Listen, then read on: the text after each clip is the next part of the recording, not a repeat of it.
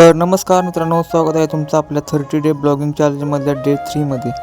तर आज सकाळी काय आपण दुकान उघडलं नव्हतं, कारण आपल्याला जायचं होतं वायफाय फिटिंग करण्यासाठी. मग तिथनं मी गेलो वायफाय जोडण्यासाठी.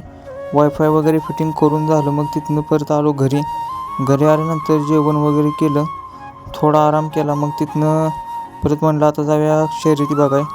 तर बैलगाडी शर्यती येते आपल्या इथे जवळच, मग म्हटलं जाऊया बघायला.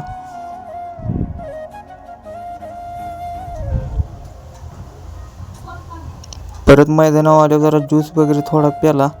ज्यूस प्याल्यानंतर मग पेरू पण तिथे भेट होता 20 रुपयाला, मग खाल्ला पेरू. परत मैदान झाल्यानंतर मग आलो घरी. घरी जरा आराम केला. मग 4-5 वाजता गेलो दुकान उघडण्यासाठी.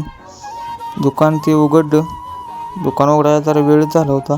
एक मोबाईल पण आपल्याला रिपेअरिंग करायचा होता डिस्प्लेसाठी, मग तो खोलून ठेवला. तोपर्यंत वाजले 9. म्हटलं आता दुकान करूया बंद, उद्या सकाळी जायचं आहे विट्याला.